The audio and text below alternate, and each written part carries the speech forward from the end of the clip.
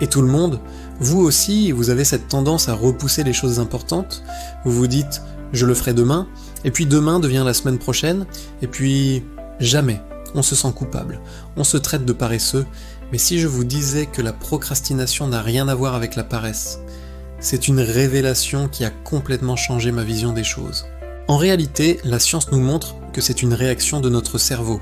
Quand on fait face à une tâche qu'on perçoit comme difficile, stressante ou ennuyeuse, notre cerveau déclenche une petite alarme. Il active les zones liées à la douleur et à l'inconfort. Pour se protéger de ce sentiment désagréable, il nous pousse à faire quelque chose de plus plaisant, comme regarder des vidéos de chats ou scroller sur les réseaux sociaux. C'est un mécanisme de survie, un peu comme retirer sa main d'une plaque chaude. Votre cerveau essaie juste de vous éviter un danger émotionnel. Donc non, vous n'êtes pas paresseux, votre cerveau est juste un peu trop protecteur. Alors comment on déjoue ce piège? Comment on reprend le contrôle? La solution est incroyablement simple et pourtant elle est redoutablement efficace. C'est la règle des 2 minutes. L'idée c'est de se dire « je vais travailler sur cette tâche pendant seulement 2 minutes ». Que ce soit écrire un rapport, ranger votre chambre ou faire du sport.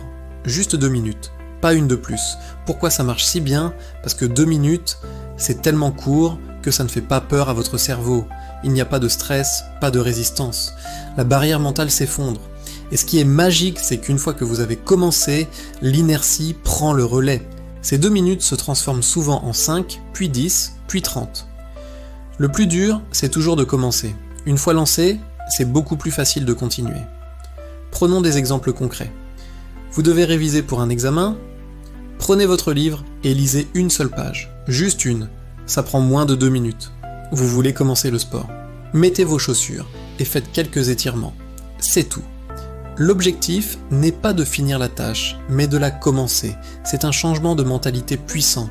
La prochaine fois que vous vous surprendrez à procrastiner, ne vous blâmez pas. Rappelez-vous que c'est votre cerveau qui essaie de vous protéger.